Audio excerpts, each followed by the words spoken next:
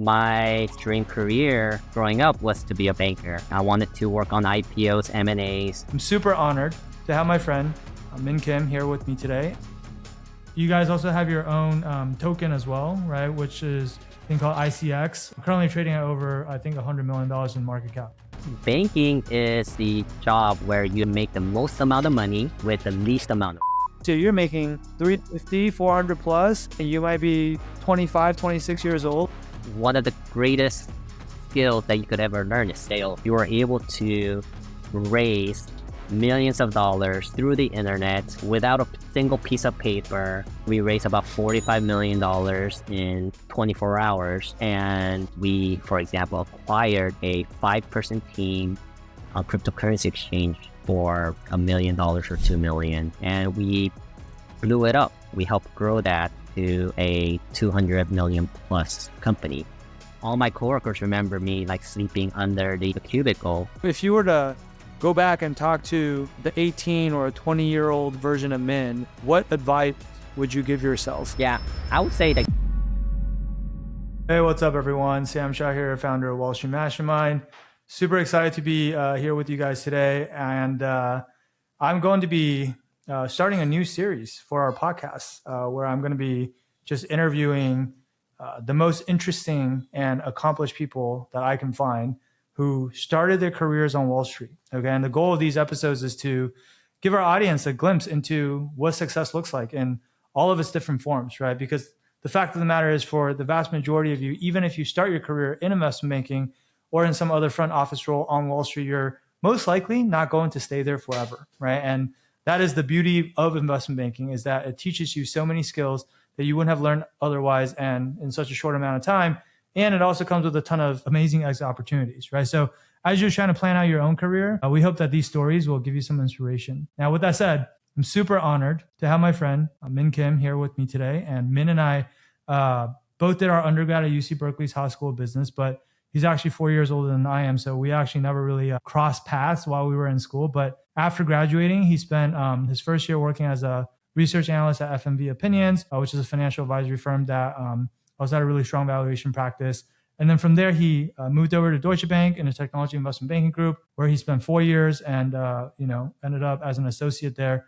It was there that Min and I met during my first year in investment banking, which also happened to, I think that was also your last year there as well, in 2009. Well, I don't know. Was that? I think it was. Yeah. Yeah. So I think we left around the same time. And then I went to Morgan Stanley, but for Min, after Deutsche, I think he founded, is it Ivila or Evila Global? Mispronouncing it. So I did a bunch of startups after, but we could get into that later. I think that was my understanding, is that was the e-commerce company that sold like just personal products from South Korea in the US. But again, you can correct me if any of this is wrong later. And then, so that was his first foray into entrepreneurship. And then he worked on that for a few years. Then he joined another startup called Tapas Media as the COO. And there he helped establish a platform called Tapastic, which basically supported the publishing and sharing and reading of, I think it's indie comics, basically, right? And then that became one of the premier content acquisition and community development platforms on the internet. And that was, I think, a few years ago, sold to Kakao Entertainment, which is a Korean company as well, right? For $510 million.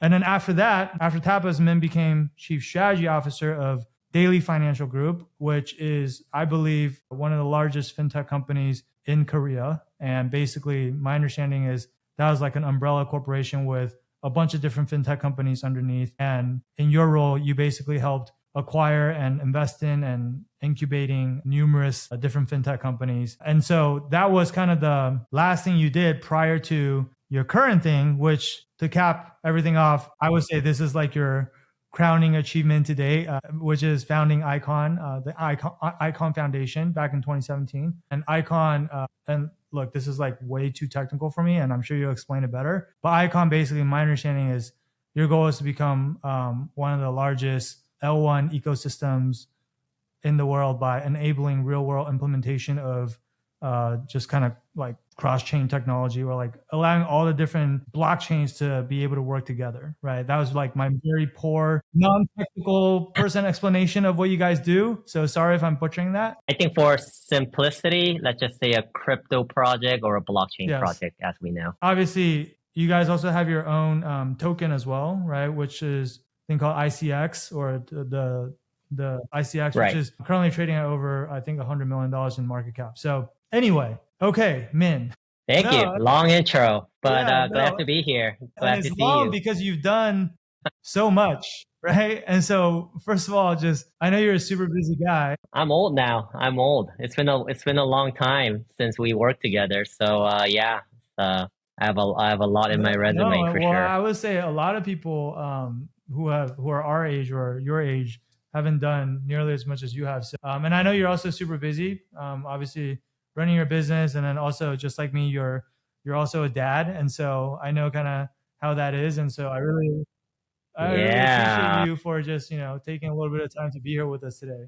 But now that we have the intro out of the way, so because I wanted people to have context for what you've done, right? And I think part of the reason why I chose Min as the first guest on this podcast is because I think he has like a unique view into a lot of different career paths. So for those of you who don't really know what you want to do in the long term yet, and some of you maybe are even thinking about going into banking because you just want to keep your options open, and that's one of the best ways to do that. I think this will be hopefully a really insightful interview for you guys. So anyway, I would love to dive into some questions about your career, which I find just to be fascinating.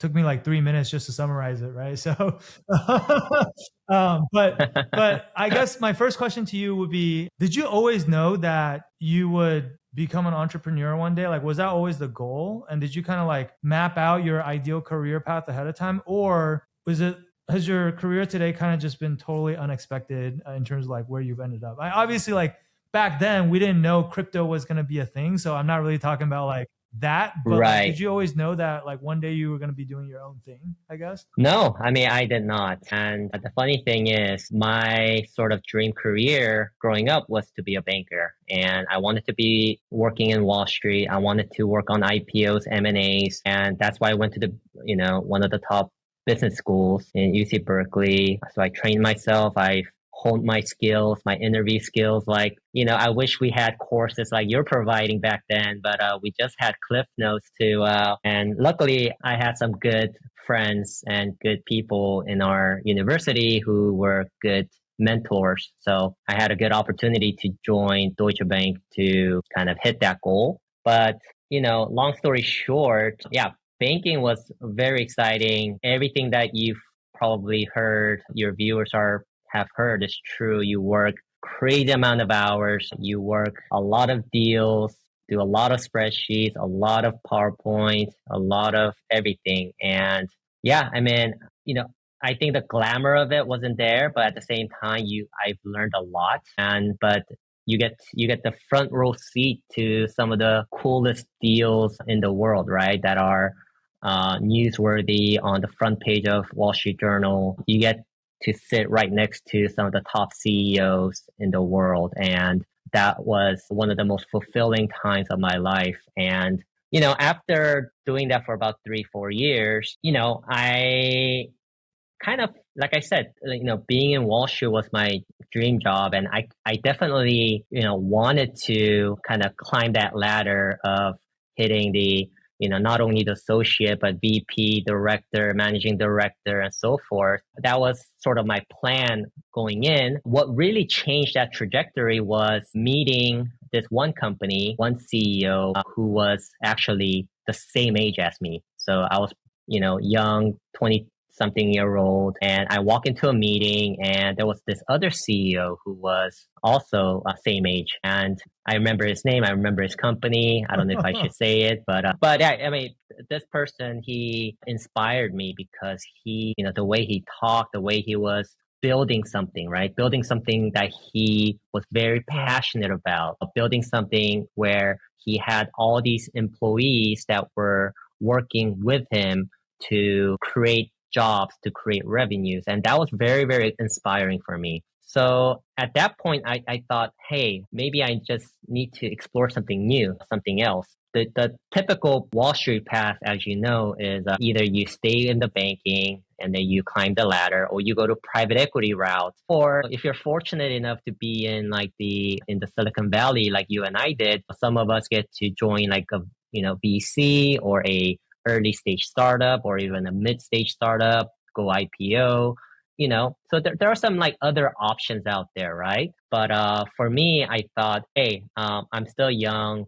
Why not just leave and try something completely different? After 4 years, I took a few months off, was just just thinking about like, all right, I just wanted to start something new, or start my own company. So I've done a couple of startups where one of them was today you call it e-commerce or drop shipping company, right? This is before we had Right. Amazon fulfillment. So before Amazon fulfillment came, we all manually imported everything. We had a warehouse, we stored products in there, and we shipped it out by It's hand. crazy. So we were doing all the drop shipping of Korean skincare, Yeah. personal care products. We were doing okay. We were hitting about over $1 million in sales. Our gross margins were about 60%. So it wasn't too bad, but after running that business for about 2 to 3 years, I realized, man, this is like one of the part I really didn't like about this import export business was sourcing all these products and just dealing with each vendor was very, very tiring, especially when you're from banking background and when you're working with some of the smartest people in the world and you go to start sourcing products and you have a lot of difficulty sort of like it was a huge adjustment. I mean, I was young. If I look back, if I think back, I did not have that hustle in me. So maybe I gave up a little bit too quickly. But another sense, I wanted to do something that was a little bit more higher tech, right? High tech. So I went out there and I started learning more about user generated content. I was doing a little bit of consulting work for some friends and doing a lot of networking. And I came across, a couple of friends who started a Tapas Media, and I joined super early. And they were building a digital stories platform, mobile first digital stories platform, and it was supposed to be like a YouTube for comics. And I thought this was like very exciting. Instead of me building my own team, I got to join as a COO. I did not have to. I could kind of be there and learn and observe at the same time, take the leadership role, right? So that was very, very exciting. So, long story short, those were sort of the initial steps I took. But, it was to go back to your question, I did not have any idea what I wanted to do. I was just inspired by meeting somebody. And I think that's one of the great things about banking is you just meet so many different people with so many different it might sometimes confuse you because you're like, man, there's so many different paths that I could take. So you need to make a decision. And sometimes you regret that decision too. But I think if you kind of stick to your gut, I think like I did, I think it all works so many out. things I want to unpack there, but I think first thing is, it sounds like, I think a lot of us when we're younger, we think that, we have this plan and then everything's going to go according to this plan, right? And once you actually get older and you start doing it, you're like, oh, you just throw the plan out the window. And at least for me, I've always kind of planned my career just like one step at a time. Like, okay, I first wanted to get into banking. And then once I got into banking, I started thinking about like, what is the best next step from here? But it's like one step out. I'm not thinking like 5 steps ahead. And then the best next step for me at the time was just like everybody else. Like I want to go to private equity, right? And then I went to private equity. And then I decided I don't want to stay in private equity. It's like, now what's the best next step from there? And I decided to go into tech. And it's just like, I didn't know I was going to end up running Wall Street Mastermind one day. And then now, at least to date, this is like the most rewarding thing that I've been able to do. But like, if you ask me when I was in college or when I was in high school, what are you going to be one day? I wouldn't have been able to tell you like, oh, I'm going to help other kids get jobs in investment banking. Like this doesn't happen that way, right? It's amazing. I mean, it's amazing where your life path takes you, right? So I don't think there's still a lot of people that from Deutsche Bank, from DB, who are still bankers, right? They're at the managing director level. They're making big money. They have a very stable life. I still keep in touch with a lot of those people, and they're doing great. But there are a lot of people who moved on to other jobs, and they're also doing great. So I think it's it's, at the end of the day, it's about finding what you are comfortable with and finding your own happiness, right? I think, that you make a really good point, which is like they always say, like, you're the average of the 5 people you spend the most time with. Not that like this CEO in particular that you ran into was someone that you spent a ton of time with per se, but the fact that you get to constantly, rub shoulders with that caliber of people, I do think it changes kind of your worldview, and also just in terms of giving you new ideas or inspiration or belief in terms of what is possible, because maybe prior to that you didn't think that Right. was possible to be at that level as a 22-year-old until you saw someone like him. It's kind of like when no one could run a 4 minute mile for the longest time, and then the first person that broke the 4 minutes and everyone started running 4 minute miles is kind of like that, right? And so that's why I think it's like it's so, Yeah. you can't really put a price on that, but like it's so valuable to be able to just put yourself in that type of environment where you can be surrounded by those types of people, right? Right. You learn so much by Yeah. observing,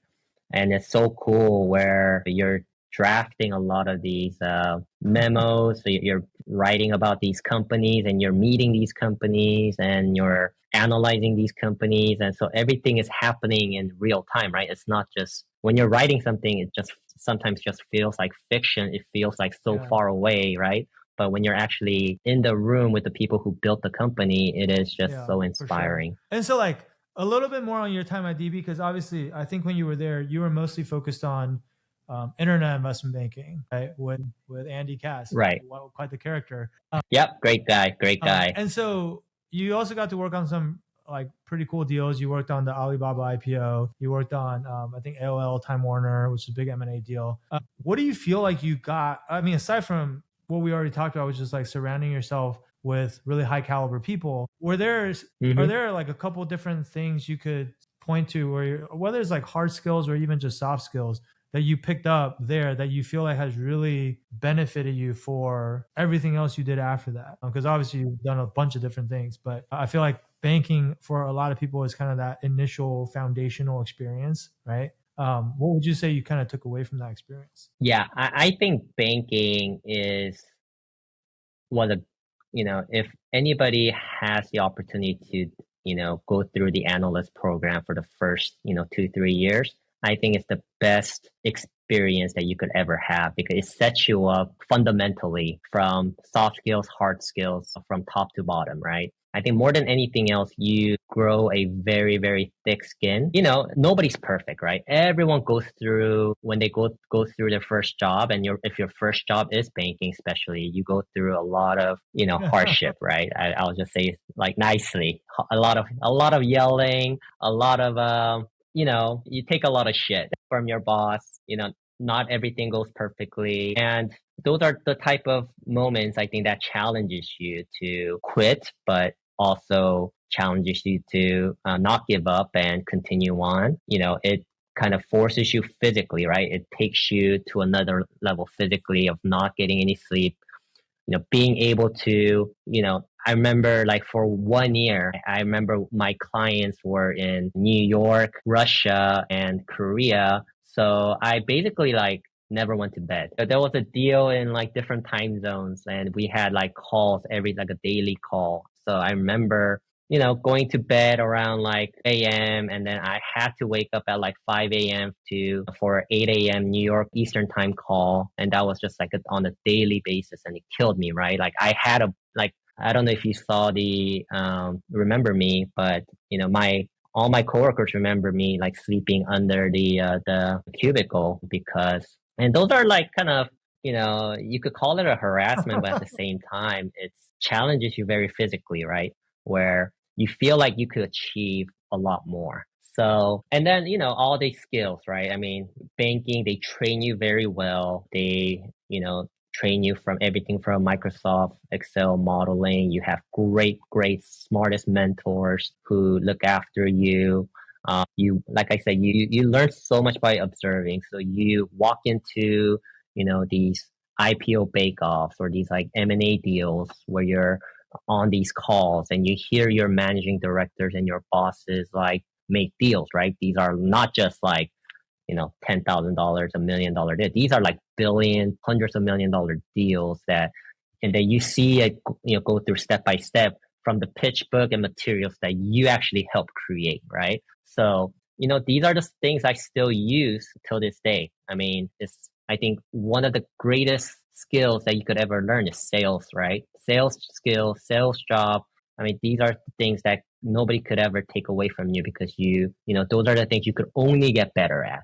So I think those are the skill sets that I've, still, that I've learned back in the days, and I still, carry on till For sure. today. That's awesome. And then obviously I know, you got inspired by the really young CEO, which kind of made you want to, go out and maybe try something more entrepreneurial. But I also feel like, Mhm. like if we kind of talk through your mindset at the time, because I feel like a lot of people, once they enter banking and you're making this really high salary plus bonus, especially for your age, and it's pretty stable, right? Like you for the most part, I mean, sure, in like a recession, maybe you might lose your job, but like for the most part, it's pretty good stability, especially compared to maybe like working at a hedge fund or some of these other high finance jobs, right? So I feel like a lot of people find it, I mean, they call it golden handcuffs, right? It's very hard to leave that. Like I'm going to leave, I don't know what, I don't remember, this is so long ago. I don't remember what associates back then were getting paid. But nowadays, if you're an associate, you're making,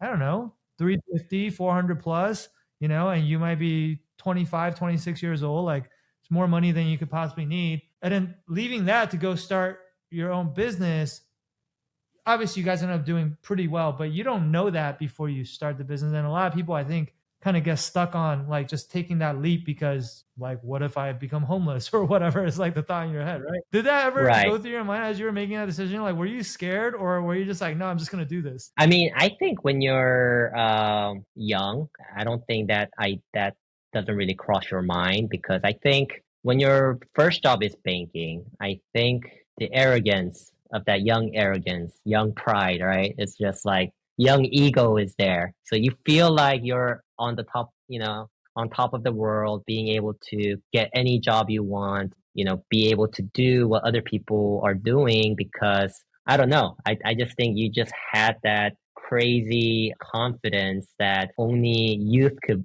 your young self could probably ever have. So I remember my boss, I was on a car with one of the managing directors driving back from one of the deals. And I asked him the same question, like, what made you stay till, MD? And he said, banking is the job where you can make the most amount of money with the least amount of risk. And of course, like he had the opportunity to go to buy side and go elsewhere, but he said the hardest thing about Wall Street is like, you could only come in. There's only a number of bulge bracket banks out there, and that number won't really change, right? Like there's a lot of history behind these banks. So getting into one of those banks is one of the hardest things you could ever do. And, but sell-side banking, sell-side, it's relatively, you are a middleman between your clients, right? It is relatively safe. But if you go to the buy side, then, everything changes, right? It depends on how well the fund does or how well you perform. With only a number of, banks, there's enough deals in the world so that you probably could survive. So so I think coming back, I mean, when I went out to the world and I failed a few startups, I actually thought about, man, perhaps I should come back to banking. I almost made that choice of coming back to banking later because I mean, that paycheck is nice. You miss it when you don't have it. Yeah, paycheck's nice, but it's always like the grass is always greener on the other side, right? So you miss those days. You miss working with some of the smartest people. You miss, everything I told you today, right? You miss sitting next to some of the smartest people, with some of the CEOs that you meet, working on big deals. So, I think that's like the only opportunity. That's like some of the greatest memories that I have. So yeah, it's like even today, like if I had the opportunity to go back, I mean maybe I would because I have like such fond memories, right? It's been so long, so maybe if I get into the daily grind, I might regret it, but you've forgotten all the bad parts and you only remember the good parts. Exactly. Yeah, that's funny. Yeah, I would say like obviously to your point, like we're both older now. We both have like family, kids. I would say like back when we were younger, I think, and a lot of our audience who's watching is probably are younger. I think if you're gonna take a risk, a lot of times like that is the time to take that risk because you don't have all these other obligations and whatnot. Like now I have to think about like, hey, if I don't make money, like I don't know if I'm going to be able to put my kids in school, you know, like, cause like we're in New York and trying to go to private school and whatnot. And like, it's expensive, right? Back then, like you don't have to worry about any of that. At the same time, I feel like I also sometimes see people who, I mean, of course, like you always hear about the Mark Zuckerberg dropped out of college or Bill Gates dropped out of college. And then like, you know, they became millionaires or whatever. Yeah. Obviously, those are the stories that you hear about. But I always tell people, I'm not saying like just, you know, don't do anything and just like start a business right away, because starting a business is so hard. It's one of the hardest things you could possibly do. And if you don't go out and try to like acquire some real skills first and develop your skill set and develop your work ethic and develop your resilience and, you know, all those things that go into making you successful, or seeing how like someone who's really good at sales is, you know, pitching clients. If you don't go and acquire some of those skills first and kind of build that foundation and you just jump straight into it, like sure, there's always a Mark Zuckerberg and whatever, but for every one Mark Zuckerberg, there's like 1,000 people who, you know, failed spectacularly, right? Or maybe not spectacularly. So I think like, to me, it's like, go out and try to learn as much as you can, which banking is one of the best ways to do that, because you're working so much those first couple of years and you're just drinking from the fire hose. And then once you've done that and you feel like you have some skills and there's a problem that you're really passionate about solving for people, then maybe you can go out and do that. And then by then, hopefully too, also like if you're not making silly financial decisions those first couple of years and you're still living frugally, you probably have some money saved up, which will then allow you to be able to, you know, go have a little bit of runway at least to, you know, bootstrap your business in the beginning, even if you can't raise funding, and also be able to like just see where it goes. Like sometimes it's going to take multiple iterations before you find the product market fit. And you just like having that runway is going to allow you to make better decisions, because I always tell people like, sometimes it depends on if you want to optimize for a short term versus a long term, right? Like sometimes like if you're just worried about how do I make $1 tomorrow so that I can put food on the table, you might not be making the best decision that's actually going to help your company succeed in the long run, because, you know, maybe you're just, I don't know, like charging the highest prices or vice versa or whatever, right? But if you can optimize for a long term because you are not so worried about I need to make ends meet or whatever, and this is probably why people raise money, by the way, a lot of times, but there's pros and cons to doing that. Then like, anyway, you want to set yourself up for success as much as possible by checking off some of these boxes first. And then while you're still young enough and still have the luxury to take a lot of these risks, like go out and take those risks, because you only live once. Right. And, you know, like, I mean, everyone has a different risk tolerance, but I really think that the people that never take any risks, like it's almost impossible to have like a outsized, you know, return or outcome or whatever, because that's just not how life works. Right. Right. Life works very mysteriously. I think a funny thing enough is that I think when I graduated, banking might have been a mistake, because that was the year when I was graduating, was when Facebook was hiring like crazy. So most people, I know a lot of people who couldn't get a job in banking, consulting, you know, they went and worked at Facebook and now they're retired and they're living the life. So it's just like, you know, life works very mysteriously. Yeah, that's funny. I'm also thinking, I mean, shoot, we know someone who was at Facebook and then came to Deutsche. It's the opposite. Exactly. Yeah. So it could also work the other way. But no, you're right. Like that was the time. That was when Facebook was just starting to, they were like such a brand new startup. But so yeah, I mean, I think, you know, that would have been the big risk. That would have been the big risk back then. Is like if you had a Facebook offer and you had a banking offer and you took the Facebook offer, it's like an unknown startup. It's not like what we know today as Meta, right? Right. You know, I think, you know, my one advice is that you got to have a holistic view, a long-term view of your life. And I think it's not always about the next paycheck or what's going to give you a bigger paycheck. I think, especially in the early part of your life, in your early 20s, you know, if yes, like the money was great at that age when you're in your early 20s, in the grand scheme of things, it is still a small, income compared to like what a lot of other people are making now, right? So you can't just look at, oh, I'm just gonna like, you know, chase after who gives me the big money. It's you got to think about, okay, what's gonna give me a great opportunity, a good experience, what am I going to learn from this? How do I learn from this and build on that, right? So I think that was how I kind of view the world, where you know, I did not want to go to like private equity because I didn't want to do the same old modeling, financial modeling like I was doing. Of course, I mean, I have nothing against people who go into private equity. I mean, a lot of these people, to do very well and they love doing it, but it just wasn't for me. I just wanted to do something different, learn something new. And,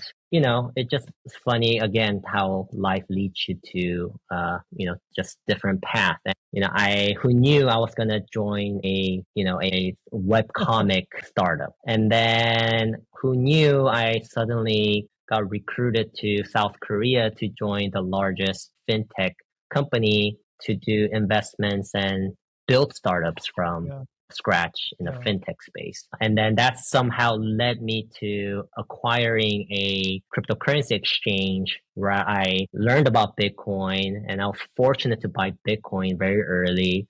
I was very fortunate to learn about the blockchain technology. We ran what you call the first ICO in South Korea. So yeah, all these are just happened by chance, right? And I think you just have to gain as much experience here and there, put them all together. And I think that kind of gives you a perspective of, where are the opportunities for you? And if you have that skill set built from, your early days, that gives you the opportunity, that gives you the skills to see the opportunity, but take that opportunity and act on it too. So I think that's what's important. Sure. And I think that's a good kind of segue into kind of what I was wanting to ask you about next, which is DAYLI, right? So you go to DAYLI. Sounds like you were recruited there, because I was going to ask, part of what I was going to ask is like, how did you end up with the opportunity? Because with Tapas, it sounds like that was a company founded by your friend, and so that's how you heard about it, right? And then you went in at a very senior level, but it's basically it was a very new business, it sounds like, when you joined Tapas. DAYLI, it sounds like by the time you joined, and correct me if I'm wrong, by the time you joined, it was already a pretty large business, right? And then you went in as CSO, Chief Strategy Officer. What is that business model? Because for our audience, like, they're probably not kind of familiar with, I kind of think of it as basically like a holding company, but like, what was the business model there? And then like, what was your role specifically, I guess? Yeah. So DAYLI Financial Group, it used to be called Yellow Financial Group because we were sister companies with a company called Yellow Mobile. Yellow Mobile was one of the largest internet companies in South Korea that, it didn't really work out. There's a whole background story of why it didn't work out. But so you're right. DAYLI Financial Group was sort of a fintech conglomerate where we had, I don't remember, about 30 fintech subsidiaries or fintech investments under our corporate umbrella. And we did everything from like robo-advisory to P2P lending to we had like fintech API, banking API. We had a cryptocurrency exchange. We had a bunch of companies, right? And, we sort of like put all these together, and our purpose was to build one of the biggest partners to financial institutions. So a lot of the banks, they have the license, and, banks, move very slowly in terms of technology. That's where we come in, and we're able to provide newer type of services or newer type of products that could complement these banks so that we could either increase their revenue or diversify their revenue or help them cut costs. So my job was to, help some of these portfolio companies grow. I've also helped acquire some of these companies. I've helped divest some of these companies. I've invested in new companies. I've helped incubate a few companies. So it was sort of all over the place. But the key, one of the key role was to identify some of the, top prospects within our portfolio and, try to double down on some of these companies. And one of these companies was a cryptocurrency exchange. We, for example, acquired a 5-person team cryptocurrency exchange for, I can't remember, like $1 million or $2 million. And we blew it up. We helped grow that to a, 200 million plus company. So my role kind of came in. I helped the company grow. I helped bring new opportunities. I helped fund it, help with the strategy. and all those things. And yeah, the Daily Financial Group was quite interesting, and the reason why I moved from a web comic company to a fintech company was because they were looking for somebody with sort of my skill set, where they wanted somebody who understood traditional finance but also had a Web2 or internet experience, right? Like building an actual company from 0 to 1, bring in clients, do marketing, do community building and all of those. So be on the web service side as well. So I got that experience from Tapas Media, the webcomics company. So I was able to kind of come into this fintech company and kind of help them basically grow, right? Because I came with a fintech is, it's a, you put finance and tech together, right? So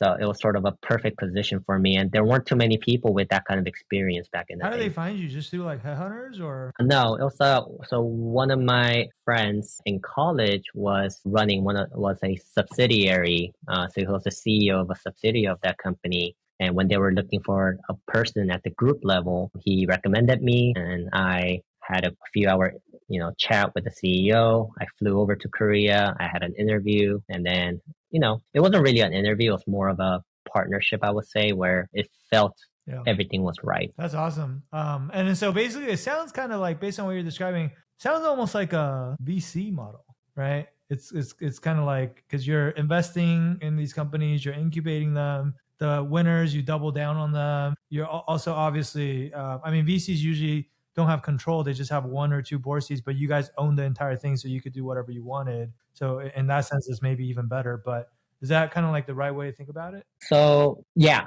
one of the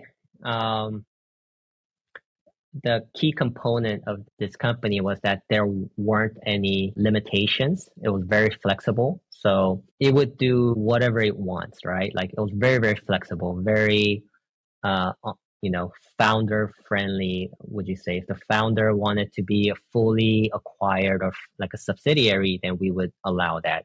If the founder wanted us to be a minority stakeholder, then we would be doing that. So it's how I kind of view it is it was just a collage of fintech companies. A lot of people questioned, if they would work. I think for the, looking back today, the company still survived. It's under a different name called GOWID, GOWID, and they've kind of pivoted into a different model after I left. But there were a lot of good things about this company, because there were a lot of, the idea was you bring together a lot of smart people, you give them a lot of freedom to go out there and build their own business, and all we do is provide support.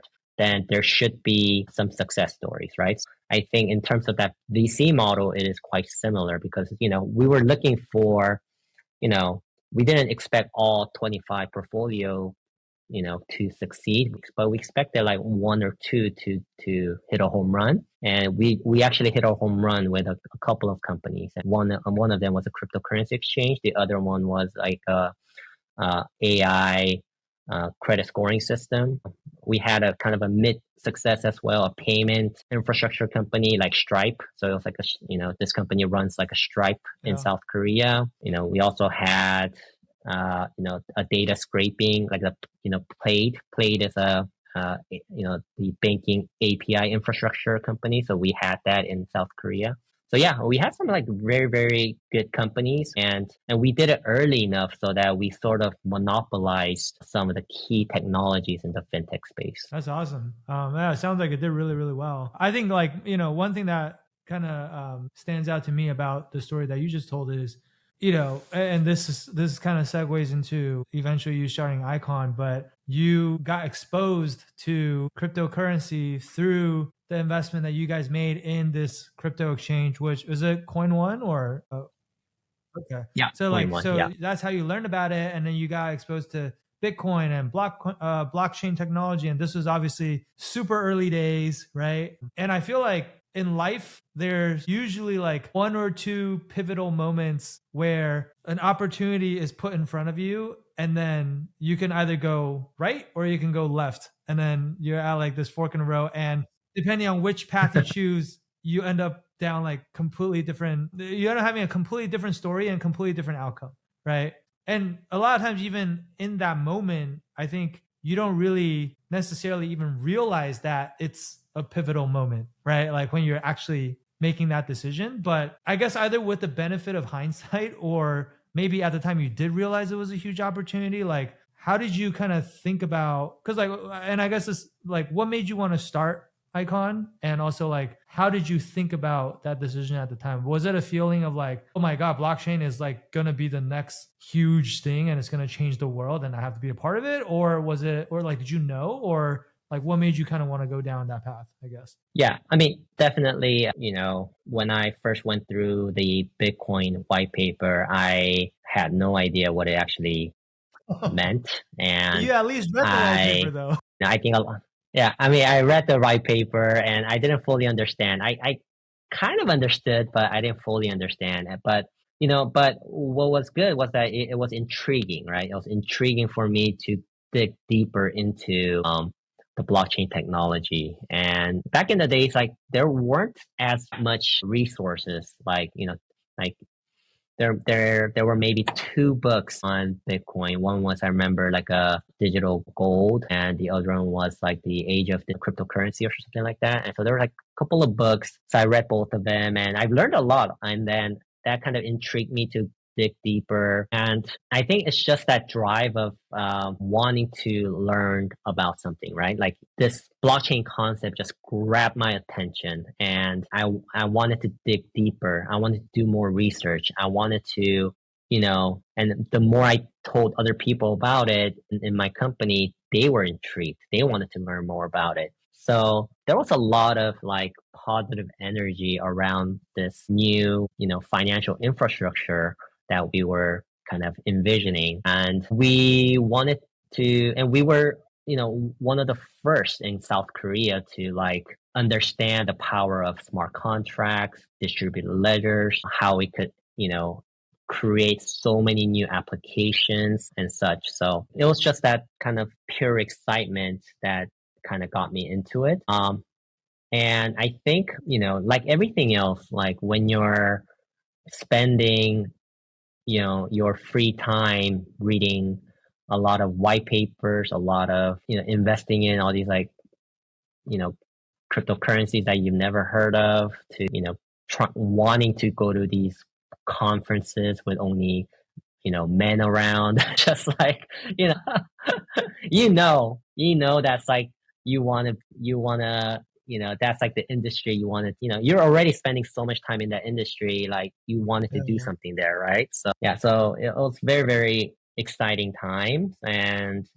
Um, and one of the things that really, really got me excited was the whole concept of ICO. So ICO, that stands for initial coin offerings. And we actually helped from our cryptocurrency exchange Coin One run Korea's first ICO, which was a Cosmos blockchain. So Cosmos is Adam, one of the co-founders, was this guy named Jae Kwon, and he came over to Korea. Our team met him. So they allocated some portion of the Atom tokens to the exchange to do an ICO. And they raised, I think back then was around 16 million, 13 million, 16 million. From our exchange, we did maybe 2-3 million. I can't remember exactly. But what was amazing was that, you and I, we've ran the IPO process back in the days, right? And there's just, okay, I mean, from a regulatory standpoint, we understand that you need to file all these like paperwork. That takes a long time. There's approval process. But even on the book building side, right, you have to get all these investors lined up, do the reverse Dutch auction of like getting people in your books. So you need to all these like legal papers working to issue shares out to all the shareholders. It takes months to accomplish that, right? But the power of smart contract, you were able to raise millions of dollars through the internet without a single piece of paper by issuing something called tokens, that acted just similar to shares in matter of minutes, right? And boom, you got your shares. When you've experienced that, it was just so powerful how you were able to raise capital through the internet in just seconds. I was just like, And I wanted to do that so badly, right? I was like, oh man, I just need to, like, I don't care if I don't make any money. I just need to go through that process and do it for myself and experience that for myself, right? Because I've been in banking. I've done the IPO process. I know like how that feels like. And this new process just felt so magical to me that I had to run through that process for myself.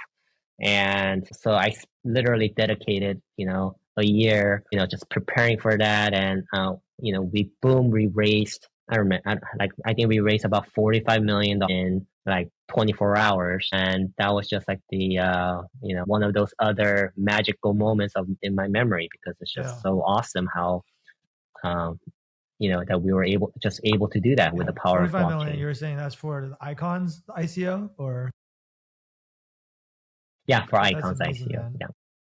I think one thing that I kind of was thinking about as you were telling that story is just the importance of having intellectual curiosity, right? Because you came across this Bitcoin technology, which is new. And then you're like, let me go read the white paper, which like a lot of people won't even bother to do. And then you read the white paper and you're like, oh, this is like intriguing. Like, let me go and like find the only 2 books that exist on this and let me read that. And then you just start going down this rabbit hole. But I think a lot of people just won't do that, right? Like they don't have the intellectual curiosity to like go and learn more and dig deeper and become, until like you keep doing that until you become, somewhat of a subject matter expert on it. And so I think that's like a really important quality for, people who want to be successful, right? And then also obviously like it's easier to be intellectually curious about something if you can find something that you're like really passionate about. Like you said, like going to a conference with all dudes, like I thought that was hilarious. But like, yeah, like that is when you are doing stuff like that, it is how you can tell that, oh, you're really passionate about this thing. And so I think that's amazing. And then I guess in terms of the ICO itself, because obviously I know back in 2017, ICOs it was like all the rage, right? And there were so many coins that were doing these ICOs. I think I bought into a couple that like no longer exist today. Which I'm sure there's a ton that don't exist. I mean, obviously you guys are still around. And I haven't really heard about ICOs like really at all ever since, kind of like the last crash in the crypto world. So is that like, because to your point, there's a ton of efficiencies in raising money that way versus like in a traditional way. So is that something that you see coming back eventually, or like why haven't we seen any ICOs? Is it just like people have like this bad taste in their mouths from all the crappy ICOs that they bought into, or like what is the deal? No, I think it's a little bit of both. So I do think that ICOs will come back in a different form. Back in 2017, 18, that was like the first wave of ICOs right after Ethereum was. So this was like the golden era. It was like very new. There weren't too many, cryptocurrency back in the days. This is like when things were starting off. Today, there are now meme coins and all these other like, different projects. Now there's like millions and millions of coins. So it's hard to differentiate yourself. Back then, I think it was much easier to stand out, to differentiate yourself. And I think we were all dreamers back then, and none of the infrastructure was built. So, that's when, you were able to raise quite a bit of money with just a white paper. And there were a lot of bad people too, right? A lot of people, they lied about what they were going to build. They, raised money and they ran off with it, right? So there were a lot of scammers, but, like we were kind of more genuine ones that kind of stuck around. We're one of the older projects. I think we're 8 years into this, and we have a lot of other projects that came after us that are doing quite well, but a lot of scammers there today too. But going back to ICOs, ICOs are just got a bad rep because of a lot of the scammers. I know personally a lot of people who got lost, substantial amount of money through bad deals, bad projects. Yeah, me. I do think, there needs to be some level of investor protection, but at the same time, there's also like the SEC went a little bit too hard on these projects, which is also one of the main reasons why ICOs kind of came to a halt, because it just became way too risky, especially for American entrepreneurs to raise funding in this manner, right? So especially from the retail, because once you touch retail, becomes, the SEC could come after you. So it sort of changed to a private deal fund, right? Like similar to now it's more of a safe plus warrants. So there's like a token warrant attached to a fundraising round. So, and they don't issue it to, to the public. There's other forms such as you've heard of like airdrops, fair launches. So there's different like forms that developed out of like the ICO days for people who got a bit more creative. But I do think like the ultimate form of fundraising from retail will come into play. Unfortunately, I think it's going to look a little bit more like the equity crowdfunding regulation that you see in the US today. We'll see how that goes. Why do you say unfortunately? I'm not familiar. Like, what does that mean? Because there's going to be a lot of restrictions, and once you have a lot of restrictions, there's a lot of barrier, right? There's a lot of hurdles that, as a investor, if you want to participate, you have to be like a accredited investor. You have to be, so there's limitations, net worth, right? A certain income level. It's all the criticism about like how all the best deals are not really, it's not democratized, and it's only like if you're already rich, then you can buy into it. If not, then you can't, basically. Right. But I think it's funny how in the real world, we say that, we got to democratize investments, but the reality is all the retail investors follow all the VCs anyway. So, it's not as what it seems. For sure. I would say. So I guess the other thing I'm really curious about them, because I feel like starting a crypto project, you would think that you need to have you need to be like an engineer, or you need to have like a pretty technical background, right? Or like, sure, any former investment banker can be like, oh, ICOs are so cool. I really want to, run my own ICO. But like to come up with sure, anyone can put together like a bullshit white paper that they have no intention of building, but that's not what you guys really did. So like to actually come up with like a legitimate idea of, what you want to build, like how did you even come up with the idea of Icon, and how did you have like the enough technical know-how, I guess, to do something like that? Because like, sure, you hear about all the Silicon Valley stories, like, oh, it's so cool to start a tech company, whatever, part of the reason why I'm running Wall Street Mastermind is probably because like I'm not technical enough. I'm like, look, what's a business that I can start, right? But I feel like for you didn't let that kind of like not being an engineer, for example, you didn't let that limit you. So how did you kind of, I guess, come up with this idea, and also how did you overcome that hurdle, so to speak? Yeah. So, I think everything comes down to, sales, right? So you have an idea. I think you got to be smart enough to realize the opportunity. You got to have the ambition to, go after it, take that initiative, have the hunger to, learn about it, spend, invest your time, every time that you have, into learning about it, right? You can't just be not getting into something that, you can't just, you got to be an expert, right, in that space. So so after you learn about it, you have to be able to convince like other people, right, other engineers to join you. You got to be able to find good engineers, and be able to convince them that this is the future. This is going to be a very exciting project. We're going to do a lot of cool things together, and I believe in it. They believe in it. We build a team. We go for it, right? So you build a team, and then the cool thing about, I think, blockchain back then, how we got started was, initially it was just kind of more of a, we didn't even have kind of a cryptocurrency component in the beginning. It was just more of a research team, right? It was me and a few other guys and a few engineers that kind of came together, and we were digging deeper into like the technology. We were trying to reverse engineer like Ethereum, because that's the only thing that was available out there. So like kind of breaking it apart and seeing like, okay, how does this like blockchain thing work? How does the Bitcoin blockchain work? Why does it work like this? How do we make it better? Well, we started learning about it, and we started going out there, and, because we had a lot of clients in Korea that from the banks, a lot of these bank, executives and managers were curious about blockchain technology too, but they realized there's no resources in Korea about blockchain. So they come to us and they ask us like, hey, can we learn,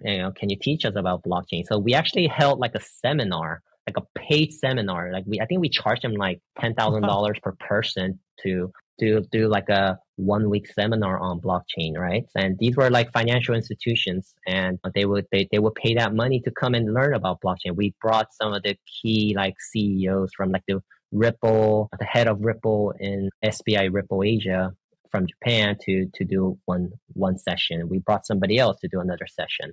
So we kind of created a program, and then a lot of people were like interested, right? They wanted to do some like proof of concepts, and we back then there weren't. This is before like kind of IBM Hyperledger or R3 Corda, like enterprise blockchain. There was only Bitcoin and Ethereum. that was it, right? Like today you see like a lot of these like new layer one technologies. It's all great.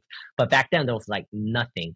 So we had to like create something from scratch, like build it. And that's how we started doing like one or two projects with these like universities and like insurance companies, with banks. And it was great. Like everyone was like super excited about this new technology. So, that's how we kind of started a enterprise blockchain service business. And then we built this technology and we realized, hey, why don't we make it into a public blockchain, a cryptocurrency project with the same technology? So it's sort of flew in motion where, one sort of came after the other. We thought, hey, if we take what we have and we add cryptocurrency to it, we think we can make something that is even bigger and better and cooler, and that's more futuristic. So that's what we kind of expressed in our white paper, and we were able to raise, good amount of money to sort of take that into the next level. Fast forward for 8 years,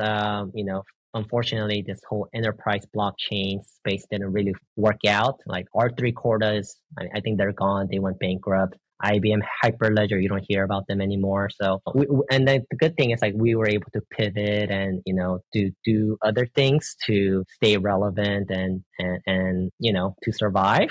But this space, that's what's so cool about it too, because it's so dynamic, right? It's just you think that this technology would be used for something, and then now it's being used for something else. And I think in a few months, I'm sure we're gonna have something like a new and cool come out again, right? So, and we're trying to build something cool and new too. So, we're all trying to kind of stay ahead of the curve and be innovative. And I think that's where all the fun is. Dude, yeah, I'm sure your job is, there's like never a dull moment. Working in crypto, trying to build something that's brand new, that's never been done before.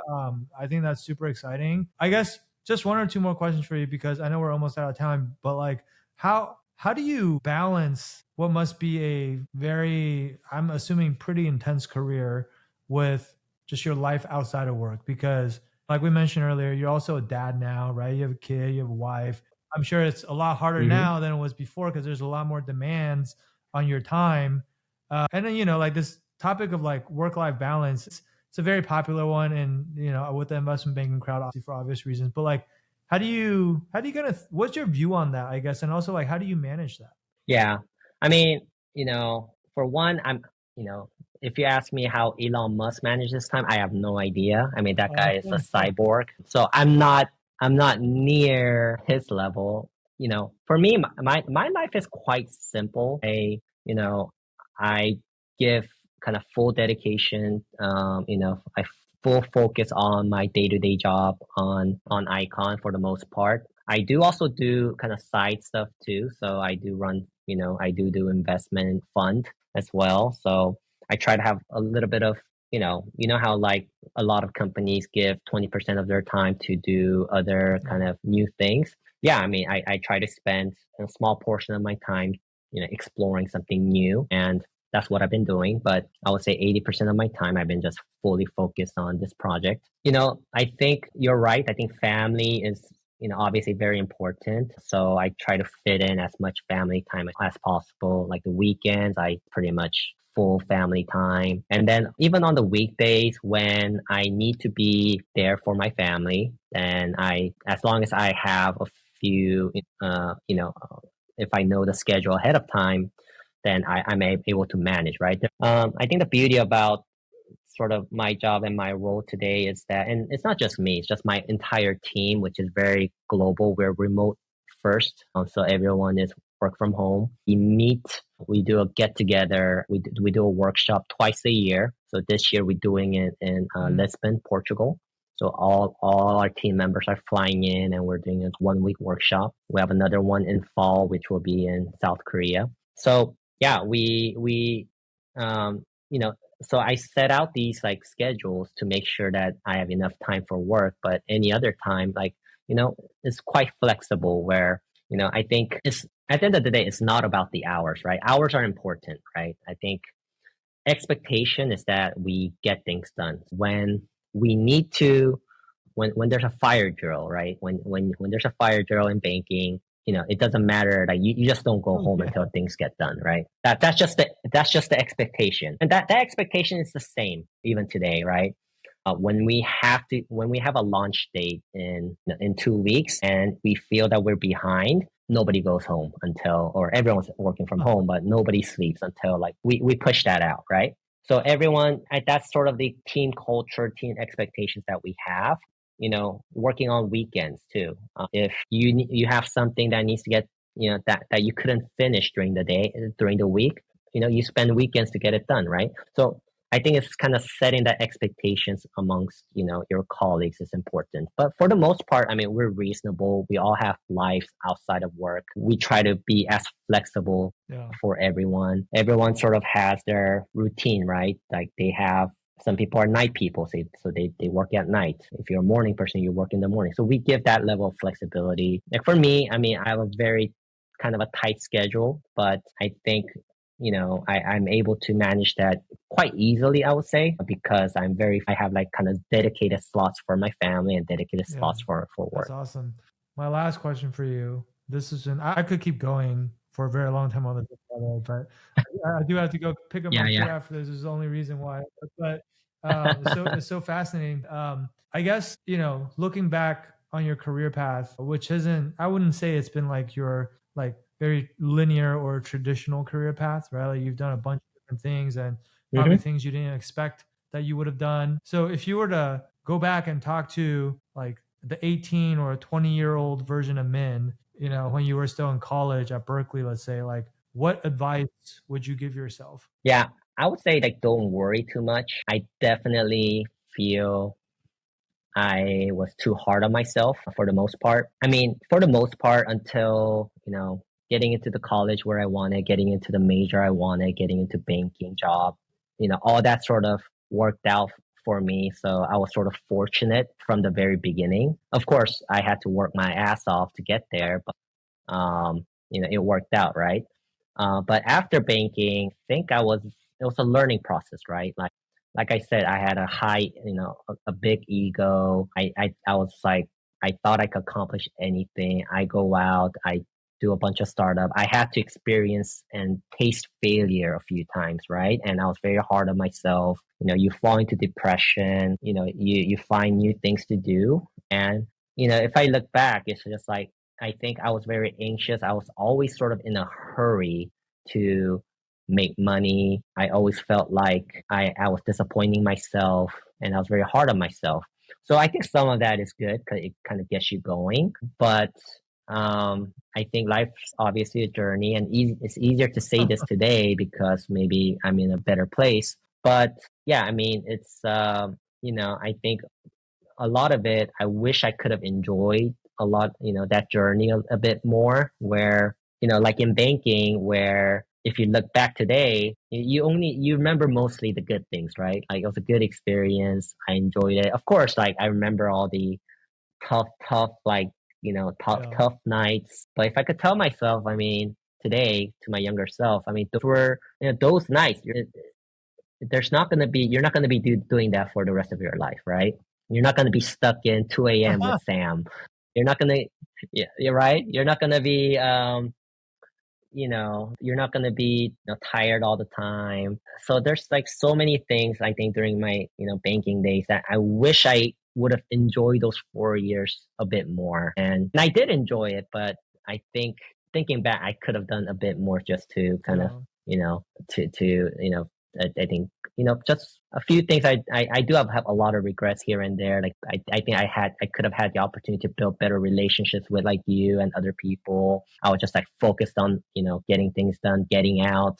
I hated staying in the office. There's so many things like that I remember that I wish I just enjoy those, those Yeah. few years, right? You're not going to have this back. If you think back, like working on Excel sheets in the middle of the night is some of the easiest things that I've ever done, because like some of the challenges that you'll face, like, from then on that I faced then on, like life challenges, like business challenges, like there's just like so many problems and things that you'll face that like I wish I'd rather be staying up, like, pulling 90 hours, because that's just like, I think those were like some of if I think back, it may have been some of the happiest moments of my life, just like not worrying about anything and just working for 80 hours, like, not worrying about paycheck. That's like, if you think back, it's a pretty good feeling, right? No kids, no family. You're just by yourself. You're getting a good paycheck. Yeah, I mean, life's great. I don't know why I was complaining so much Yeah, back in the but days. that was like totally normal though. When we were in banking, we were all like, the goal was to get out of the office as quickly as possible, right? So like, so you can, Yeah. feel like you have a life or whatever. But I guess sorry, one last question. I know I said that was the last question, but like, because you meant, like I said, I could keep going, but you mentioned like, being depressed and whatever. So is that just from like when you started a couple things and you thought like you were top of the world and everything's gonna work out, and then when it didn't, that was like kind of what put you in a bad place, I'm assuming. And then like, I mean, yeah, that's surely one of them, but I'm sure there were many, many times when you go through the yeah, ups and downs, right? Especially if you're working on your own startup, but there's so many challenges. So there's so yeah, many up and downs, so many things don't work out. Like when you're going out, when you're fundraising, for example, you have to hit, it's like any other sales job, right? You have to go out and pitch to 100 people to get one believer and put money in you. It's like getting a job too, right? It's like you sending out 1,000 resumes and you get like right. one, company that believes in you, that gives you an interview. So it's like the same struggle, right? It's just that life is a struggle. Like you go through that And I every guess my single question day. was going to be like, how do you, like, if you find yourself, or, if someone else who's listening right now, maybe they're going through a hard time with whatever it is, or maybe it is like what you said, like they're applying to 1,000 jobs and they're not getting any interviews, or they're feeling depressed, they're feeling down about themselves. Like, how did you pull yourself out of that? And like, also, how did you, because obviously you kept going and then you went on and did a lot of amazing things, right? Like, how did you get past that, I guess? Yeah, I think it's about focusing on what you can control, right? Today is the youngest day of your life. Today is when you can make a difference. Right now is when you could, prepare for, your interview. Today's the day when you could send out one more, job application. So, you just have to focus on what you can accomplish today, right? And, it's hard to balance between like, oh yeah, like how much can you do, right? Of course, like I could spend all day just focusing on this, but, that would only burn yourself out, right? So you need to be able to have the, make the conscious decision of being able to, stay motivated, not burn yourself out, stay positive. But I think it's all about like focusing on what you can, control today, right? Like I say this to all my team as well is, I think the winners don't focus on competition, right? They focus on themselves, right? So, why do you bother worrying about your competitor? Of course, like you should be observing the latest trends and what Yeah. other people do, but you shouldn't let that deter you from, if you're wasting time thinking of them, it's like you're letting them live rent free in your head, right? So, Right. you shouldn't be doing that. Spend those time to, be productive and, just do another, interview preparation, or, send out another job application, because, go out there, go to another conference, right? There's so much other things that you could do to, because like I said, like every opportunity is just like a, is like a gift. So, who knows? Like, there's so many times when I just stroll outside and I go to a coffee shop and I meet a random person, and he could be somebody that you're connected to for the rest of your life. So life works in very mysterious ways. Don't just sit in your house just crying about your that life's not fair. I think that is like the worst thing you could do to yourself. For sure. That's amazing. And on that note, I think that's a good way to end it. This has been honestly such a fun interview for me, at least. I don't know about for you, but for me, I really enjoyed this.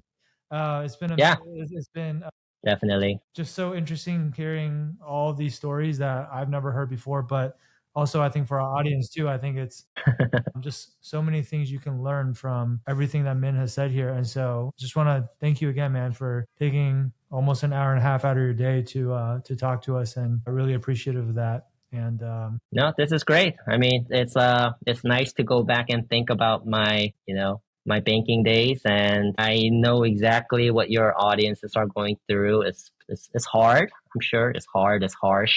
Yeah, the world's not easy, but it's like I'm glad that you're making these courses and these videos to motivate people. I hope this video helps a few people out there. Man. I'm excited to put this one out there and let people watch it, because I think people are gonna truly like get a lot from this. So thank you so much, man. I really appreciate it. And like I said, if I didn't have to run to pick up my kid from school, I would totally keep going and keep you here. So it's probably for the best. All right. Thank you so much. Dude. Yeah. And thanks, we'll Sam. catch up again soon. All right, man. Thanks again. See you. See ya.